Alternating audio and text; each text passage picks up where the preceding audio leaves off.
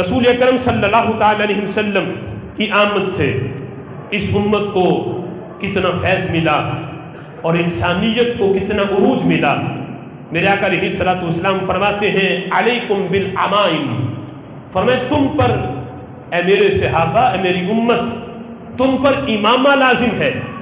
امامہ تم پہ لازم ہے، امامہ شریف باندھو۔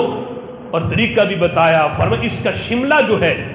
یہ اپنی پشت پہ کرو، دائیں بائیں یا اوپر کی طرف نہیں، اس کا شملہ پیچھے پشت کی جانب جو ہے اس کا شملہ کرو۔ کیوں؟ فرمایا اس لیے کہ یہی انداز رب کے فرشتوں کا بھی ہے، یہ فرشتوں کا شعار ہے جو پہلے اللہ نے کسی امت کو یہ والا امامے والا شعار کسی امت کو نہیں دیا۔ فرمایا یہ خاصہ بھی میری امت کا ہے،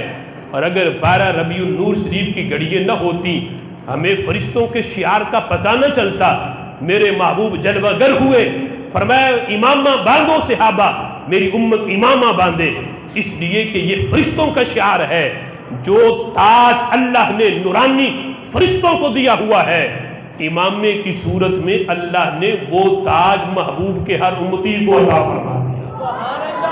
یہ کتنا بڑا انعام ہے۔ رسول اکرم صلی اللہ تعالی علیہ وسلم کے میلاد کی وجہ سے حضرت عبداللہ ابن عمر رضی اللہ تعالی عنہما اس حدیث کو روایت کرتے ہیں، اور اسی طرح حضرت عبداللہ ابن مسعود رضی اللہ تعالی عنہ سے بھی یہ حدیث مروی ہے۔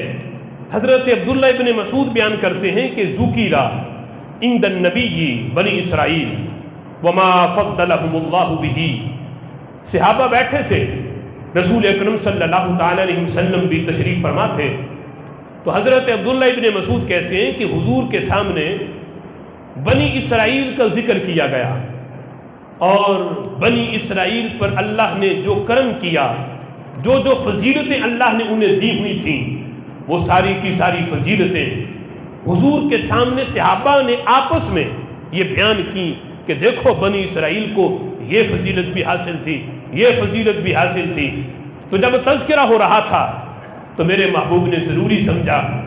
کہ میرے صحابہ بنی اسرائیل کی عظمت اور فضیلت کا ذکر کر رہے ہیں، تو میں انہیں بتاؤں اللہ نے میرے صدقے تمہیں کیا کیا دیا ہے۔ بنی اسرائیل کا مقام اپنی جگہ پہ، لیکن بنی اسرائیل تو میری امت کی گرد راہ تک بھی نہیں پہنچ سکتے جو اللہ نے میری صدقے میری امت کو دیا ہوا ہے۔ نبیوں کا مقام اپنی جگہ پہ، یہ فضیلت امتوں کے لحاظ سے ہے جو اللہ نے اس امت کو دی، نبی کے مقام تک تو کوئی نہیں پہنچ سکتا، لیکن دیگر نبیوں کی امتیں ان کا وہ مقام اور مرتبہ نہیں جو اللہ نے اس امت کو دیا۔ میرے آقا فرماتے ہیں صحابہ سنو، کان بنو اسرائیل اذا اذنب احدهم ذنبا اصبح وقد كتب کفارته علی بابہ، فرمایا بنی اسرائیل کی شانیں بڑی ہیں، لیکن صحابہ یہ بھی تو غور کرو کہ جب ان میں سے کوئی بندہ گناہ کرتا تو صبح ہوتی تو اس کے دروازے پہ لکھا ہوتا کہ اس بندے نے یہ گناہ کیا، اور ساتھ اس کا کفارہ بھی لکھا ہوتا کہ اگر اس گناہ سے معافی چاہتے ہو تو یہ کفارہ دو، پھر جا کے تمہارا گناہ معاف ہوگا۔ فرمایا دیکھو میرے صحابہ، رسوائی دنیا میں بھی ہے آخرت میں بھی ہے، اگر وہ کفارہ ادا کر دے تو چلو آخرت کی رسوائی سے بچ گیا، دنیا میں تو رسوا ہوا، سارے دیکھتے دروازے پہ پڑھ لیتے یہ بندہ اتنا گناہ گار ہے، اگرچہ اس نے رات کی تاریکی میں چھپ کے گناہ کیا ہوتا، صبح سب کے سامنے عیاں ہو جاتا، دنیا میں رسوائی ہوتی، دنیا میں اس کی رسوائی کی جاتی۔ لیکن میرے آقا فرماتے ہیں میرے صحابہ، اللہ نے میرے صدقے میری امت کو دنیا کی رسوائی سے بھی بچایا ہوا ہے، آخرت کی رسوائی سے بھی بچایا ہے۔ بنی اسرائیل کا تو آگے گناہ کا کفارہ لکھا ہوتا کہ یہ دو پھر گناہ کی معافی ہے، فرمایا میری امت صرف یہ لفظ کہہ لے استغفر اللہ ربی من کل ذنب، اس قسم کے الفاظ کہہ کے اللہ سے اپنے گناہ کی معافی مانگے، اگرچہ اس نے کوئی مال خرچ کر کے کفارہ ادا نہیں بھی کیا، اس نے کیا تھا چھپ کے، اللہ نے لوگوں پر ظاہر بھی نہیں کیا، وہ بندے کا رب کا معاملہ تھا، پھر چھپ کے توبہ بھی کر لے تو میرے آقا فرماتے اللہ ان کلمات کی برکت سے گناہ معاف بھی فرما دیتا ہے۔ یہ کتنا بڑا فیض ہے۔ آج امتی غور کرے،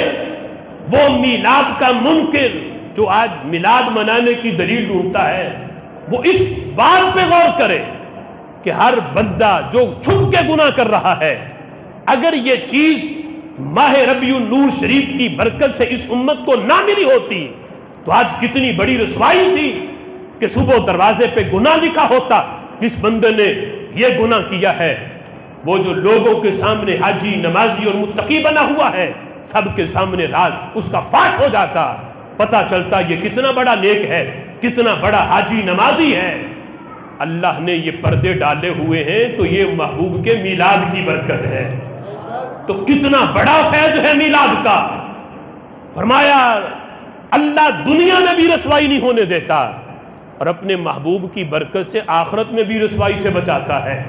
دنیا میں کوئی، فرمایا یہاں تک کہ اگر کوئی اپنے گناہ سے پہ شرمندہ ہو کر چھپ کے رب ذوالجلال کی بارگاہ میں توبہ کرے اور اتنا معمولی سا آنسو اپنی آنکھ سے بہائے کہ مکھی کے پر جتنا، فرمایا آنکھ سے نکل کے رخسار پہ بعد میں آتا ہے، اللہ اس کی توبہ پہلے قبول فرما لیتا ہے۔ یہ رسول اللہ صلی اللہ تعالی علیہ وسلم کے میلاد کی برکت ہے، 12 ربیع النور شریف کا فیض ہے کہ اللہ نے اس میلاد کی وجہ سے انسانیت کو رسوا ہونے سے بچایا اور انسانیت کو اتنی عظمت دی۔ فرمایا میرے محبوب نے بنی اسرائیل کا مقام اپنی جگہ پہ، لیکن رب ذوالجلال نے میری امت کو یہ شان دی ہے وہ اللہ کی بارگاہ میں اپنے گناہ کی معافی مانگے، چھپ کے کیا تھا چھپ کے معافی مانگ لے تو رب ذوالجلال گناہ معاف بھی کر دیتا ہے، اللہ توبہ قبول فرما لیتا ہے۔